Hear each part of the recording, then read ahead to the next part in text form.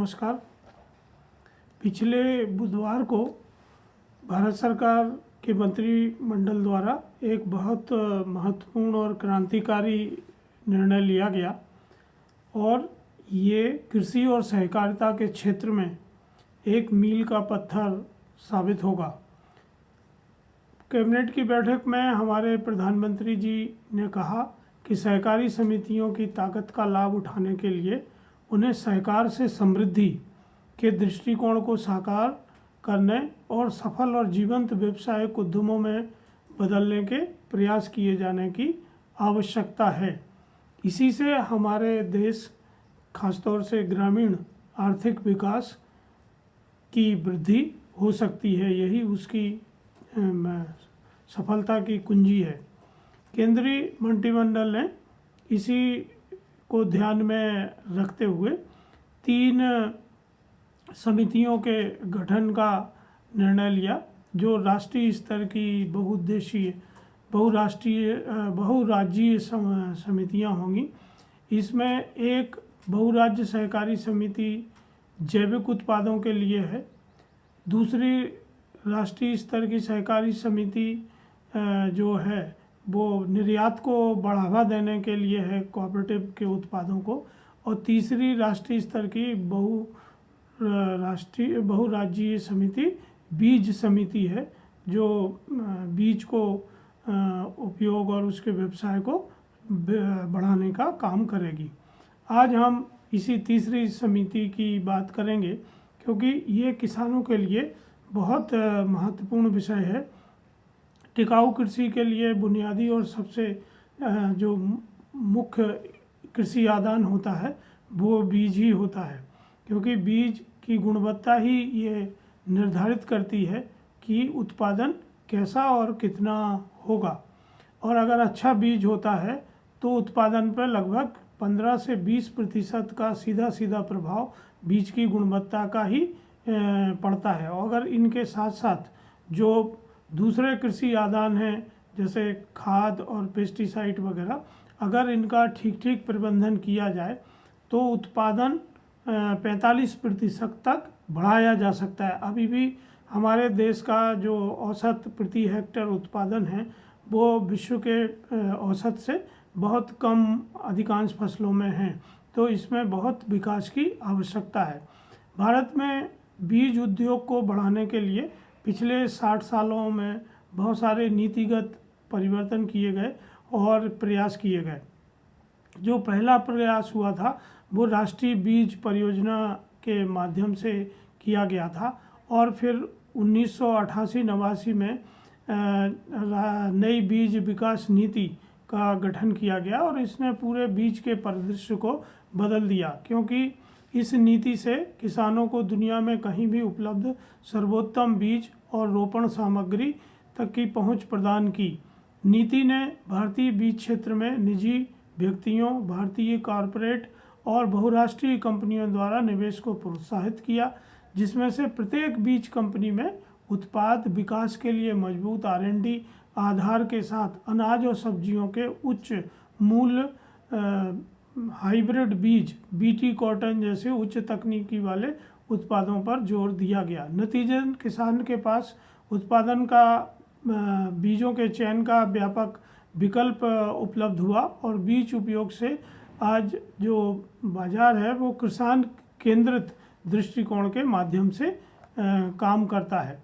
हमारे यहाँ राष्ट्रीय और राज्य के अलावा निजी क्षेत्र के भी बीज के वितरण में और उसको R&D करने में बहुत महत्वपूर्ण भूमिका होती है।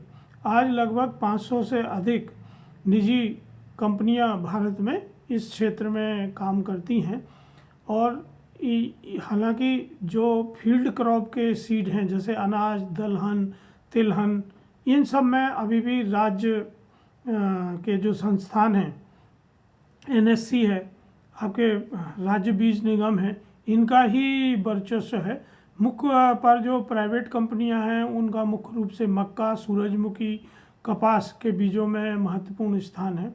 इसके अलावा जो फल सब्जी के बीज हैं और जो प्लांटिंग मटेरियल है उसमें प्राइवेट कंपनियों की बहुत जोर है, क्योंकि जो हाई वॉल्यूम लो मार्जिन वाले बीज हैं उसमें सामान्यतः प्राइवेट कंपनियां काम नहीं करती हैं, क्योंकि उसमें बहुत ज़्यादा पूंजी लागत होती है और उस मात्रा में लाभांश नहीं आता है।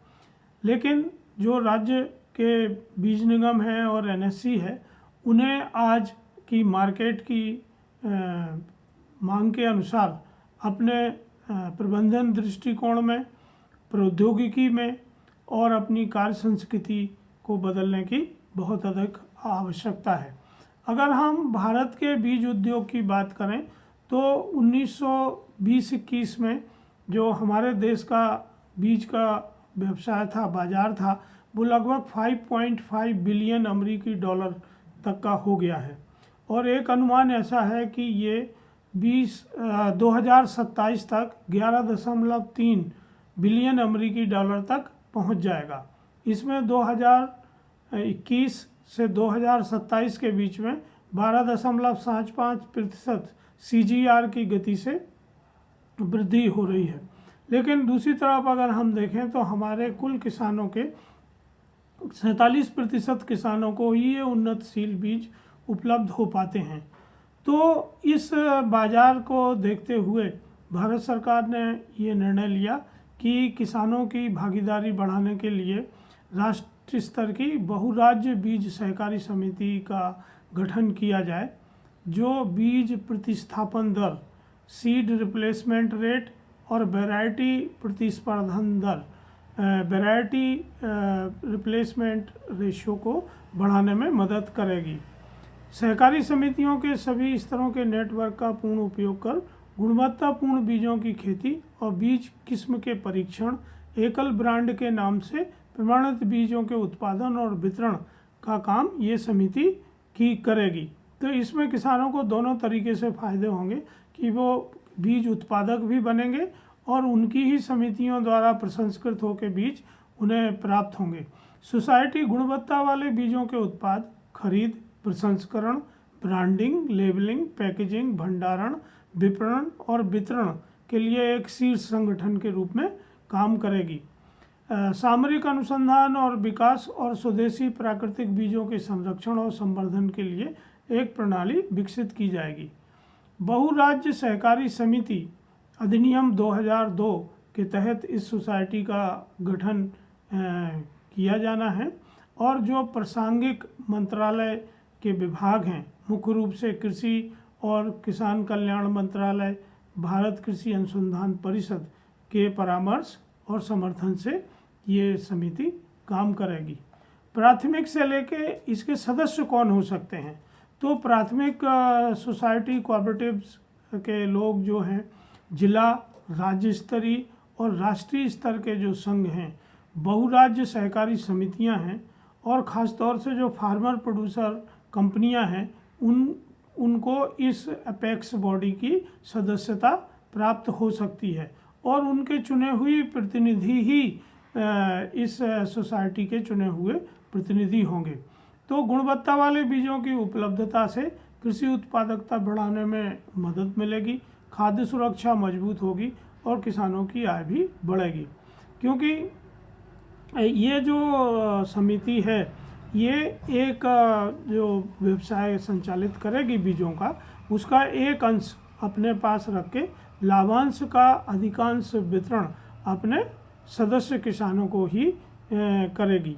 इससे न केवल हमें ग्रामीण क्षेत्र में रोजगार के अधिक अवसर उपलब्ध होंगे कृषि और सहकारिता के क्षेत्र में, दूसरे ग्रामीण अर्थव्यवस्था को इससे बढ़ावा मिलेगा और मेक इन इंडिया और आत्मनिर्भर भारत की ओर अग्रसर होने में हम एक और महत्वपूर्ण कदम उठा सकेंगे। इस समिति का जो अभी अधिकृत शेयर पूंजी है वो 500 करोड़ रुपए रखी गई है और इसमें इफ़को, एनडीडीबी सहित 5 बड़ी सहकारी समितियों ने अपना योगदान दिया है, जिसमें राज्य बीज सहकारी समिति के ये सभी फाउंडर मेंबर होंगे। इसमें इफ़को, क्रिबको, नेफेड, राष्ट्रीय डेयरी विकास बोर्ड और राष्ट्रीय सहकारी विकास निगम, ये प्राथमिक रूप से सदस्य होंगे और प्रत्येक सदस्य द्वारा 50 करोड़ का योगदान इसकी जो पेडअप कैपिटल है उसको बनाने के लिए उपलब्ध कराया जाएगा। तो 250 करोड़ के पेडअप कैपिटल से ये समिति काम शुरू करेगी। भारतीय कृषि अनुसंधान परिषद इस समिति को तकनीकी सहायता देगी, ब्रीडर सीड उपलब्ध कराएगी ताकि वो ब्रीडर सीड किसानों के माध्यम से सीड के उत्पादन में लाए जा सकें। बीज वितरण में अभी तक जो ब्रीडर सीड है वो मुख्य रूप से बड़े किसानों को और प्राइवेट कंपनियों को और जो राज्य सरकार की समितियां और जो उनके निगम थे उन्हीं को ही अभी तक ये मिलता रहा है। लेकिन अब ये सभी सदस्यों को ब्रीडर सीड उपलब्ध होने से जो लोग सीड उत्पादन में पार्टिसिपेट करना चाहते हैं उनको एक नया लाभ इससे मिलेगा। अगर हम अभी देखें तो ये लाभ मोटे तौर पे जो इनके मेंबर्स हैं इसमें 19 करोड़ किसानों से अधिक किसान लगभग 19 से 30 करोड़ किसान इससे लाभान्वित होंगे और ये सभी छोटे और सीमांत किसान ज़्यादा हैं जो सहकारी समितियों एफपीओ के सदस्य होते हैं। तो इस तरह ये एक नई अपॉर्चुनिटी भारत सरकार ने क्रिएट की है और मुझे उम्मीद है कि इससे न केवल हम बीज में आत्मनिर्भर होंगे बल्कि जो गुणवत्ता की अभी समस्या है वो भी बहुत हद तक दूर होगी तथा हम विदेशों पर अच्छे बीज आयात करने के लिए जो निर्भर हैं वो निर्भरता भी कम होगी। तो मुझे उम्मीद है कि जो हमारे साथी हैं जो एफपीओ चला रहे हैं या सोसाइटियां चला रहे हैं उनसे अनुरोध है कि वो इस खबर पर बने रहें और कैसे वो अपनी संगठनों को इस राष्ट्रीय स्तर की समिति का सदस्य बनाएं। उसके लिए उन्हें तत्काल पहल करना चाहिए ताकि वो इस अभियान से छूट ना जाएं और इसके लाभ से वो वंचित ना रहें। अगर आप और जानकारी चाहते हैं तो आप कमेंट में लिख सकते हैं और हमसे संपर्क कर सकते हैं। धन्यवाद, नमस्कार।